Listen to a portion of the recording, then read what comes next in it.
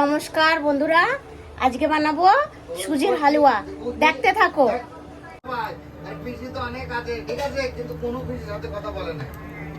কড়াই গরম হয়ে গেছে, আমি ঘি দিয়ে দিয়েছি। এই দেখো,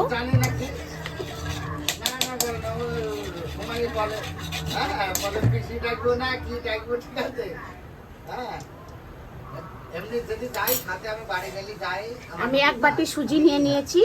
এই দেখো, এবার সুজিটা দিয়ে দেবো। এবার এটা লাল করে ভাজবো এটা, ঠিক আছে বন্ধুরা, দেখতে থাকো। এই দেখো বন্ধুরা, আজকে সুজি বানাবো কলা দিয়ে, নতুন একটা রেসিপি। এই দেখো, কলা দিয়ে সুজি বানাবো। আমি দিয়ে দেবো এখন কলা। এই দেখো, সুজির মধ্যে কলা দিয়ে দিচ্ছি। এবার দেখো,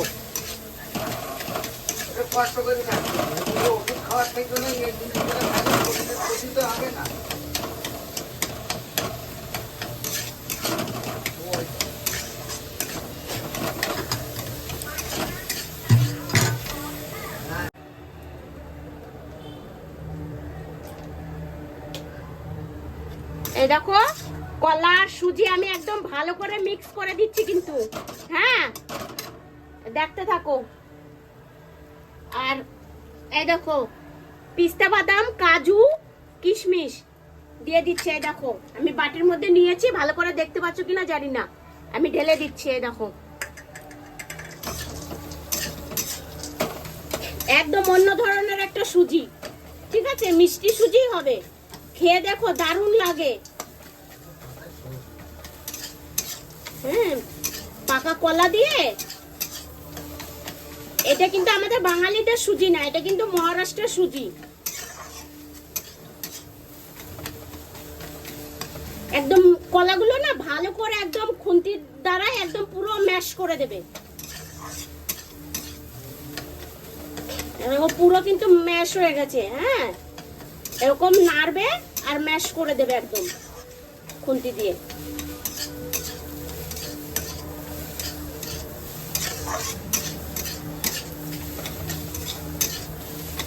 এটা খেতেও দারুণ হয়।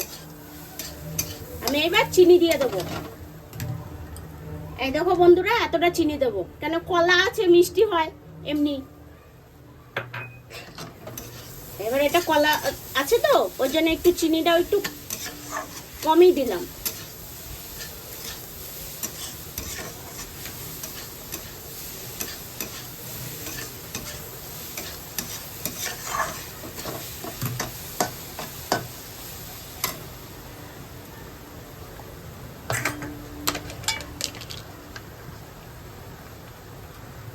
এই দেখো, এলাচের গুঁড়ো আছে, এটা আমি একটু দিয়ে দেবো,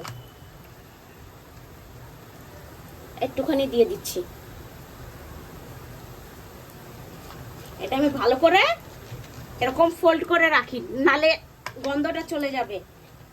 এই দেখো, এরকম ডাব্বায় করে রেখে দিয়েছি ঢেকে।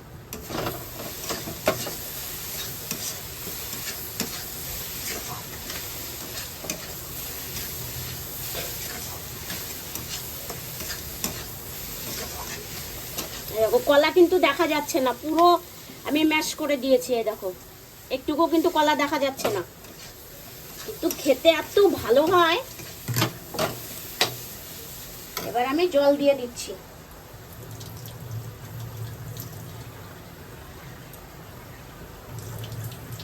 এই এক বাটি জল দিয়ে দিচ্ছি, বেশি জলও দেবো না, কারণ এটা একদম শুকনো শুকনো হবে। তোমরা যদি চাও তো দুধও দিতে পারো, কিন্তু আমি দুধ দেবো না, আমি জল দিয়েই বানাবো এটা পুরোটা, আর একদম শুকনো শুকনো বানাবো।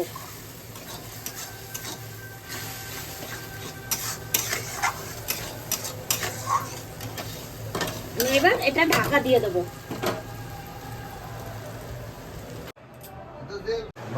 এই দেখো, এটা এই দেখো, একদম কত সুন্দর হয়েছে বলো। দেখো, উপর থেকে দেখাচ্ছি, দেখো কত সুন্দর হয়েছে। হ্যাঁ, কলা দিয়ে বানালাম। এই দেখো, এই দেখো, আমি লাড্ডু গোপালজিকে ভোগ লাগিয়ে দিয়েছি। এই দেখো বন্ধুরা, দেখেছো?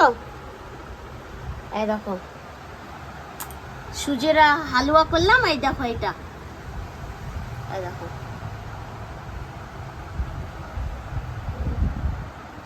কেক নিয়ে আসছি। এবার আমরা কেক কাটবো। সবাইকে হ্যাপি জন্মাষ্টমী।